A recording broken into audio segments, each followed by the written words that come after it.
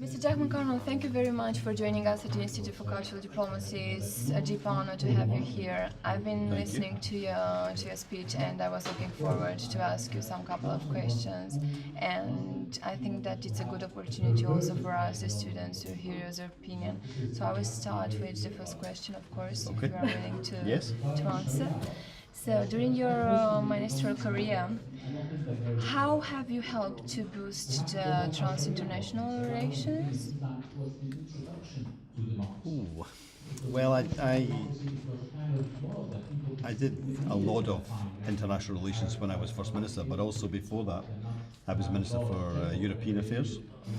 So in Scotland, we had a parliament that was new for the first time, and we wanted to build good relationships with similar parliaments elsewhere, small countries and also regional parliaments in the federal states as well.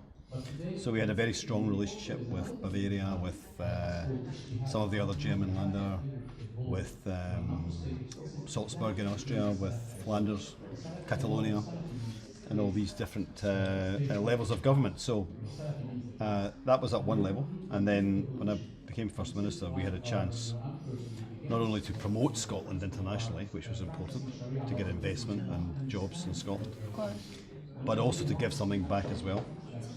And probably the best example of something that was slightly different that we did was we built a one-to-one relationship with Malawi in Southern Africa, where there was a bit of a Scottish history because of an explorer called David Livingstone, who is a bit of a hero in Malawi because he helped end slavery there. And we renewed that old friendship, and now we have today thousands of Scottish people and people from Malawi working together, sharing experience, training together, and helping Malawi in particular to grow and develop. So, as an example of what a small country can do to make a difference somewhere, then I think it's a good example of the Scotland-Malawi partnership. My next question would be regarding the cultural diplomacy. I was thinking, what do you think that is the role? What the cultural diplomacy means in building the peace relations for human rights advocacy, for example? I believe that human rights are really, really important as a human being. Well, I think that the only really sustainable peace is one that's built properly on understanding, on reconciliation, and on development. And I think that if cultural diplomacy means anything, it surely means a better understanding of other cultures and a celebration of diversity instead of a fear of diversity. And I think, therefore, that cultural diplomacy,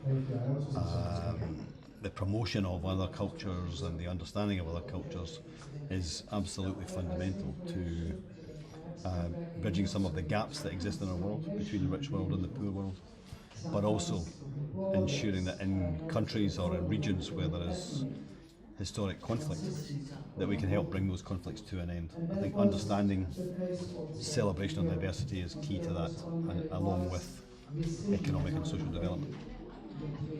Can you give us, for example, an instance as far as Scotland is concerned and regarding its efforts to improve the human rights?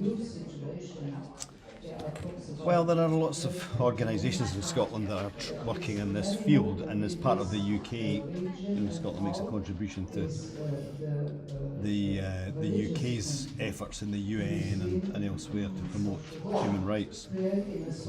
But we've also, I think, had some involvement in very close to home in trying to bring conflict to an end. In Northern Ireland, for example, where there was a conflict for 30 years that was based in deep historical mistrust, and people from Scotland have helped the process there to build a greater understanding between the communities, to help encourage a level of government that everybody can be part of and feel involved in. So I think both at home and further afield, Scots have made a big contribution to promoting human rights, reconciliation and development as well. So, how can you give me explanation and how can we you inspire the young generation to utilize the cultural diplomacy to strengthen the cross-continental cooperation. Oh, you guys are an example of that. Thank you. Well, I this, wish. this is what we need. We need events like this that bring young people together from all over the world. Yeah. The reason I come to ICD is to contribute to these events because the audience is so international. Yeah. You're right. That it's a great chance for people who would never meet each other normally to do so. And I think increasingly we live in a world where young people will move around the globe, not just for holidays like my generation, but actually for work and for study, socialising, but also communicate with people from elsewhere in the world on a day-to-day basis through social media and so on. And I think promoting that communication dialogue is key to the long-term prospects for peace. That and in a world where people fear the unknown, and that then leads to conflict. If you can break down that fear of the unknown by dialogue, understanding, people meeting each other, sharing ideas, questioning each other's assumptions, then it can only be healthy for everybody. So I'm very keen that young people are involved in that, and it's one of the reasons I like to come to ICD. Oh, that's good.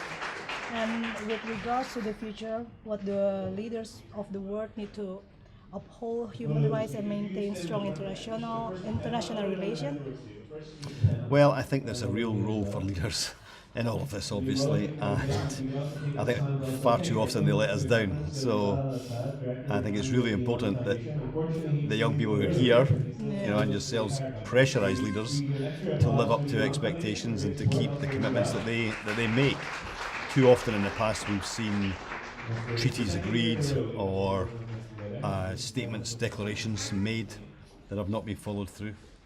And sometimes that has been between the rich world and the poor world, sometimes in relation to ending conflict, and also sometimes in relation to human rights. And it is frankly absolutely shocking that 65 years on from the agreement of the UN Convention on Human Rights, which was the 10th of December 1948, so many people in the world today still don't have access to basic human rights.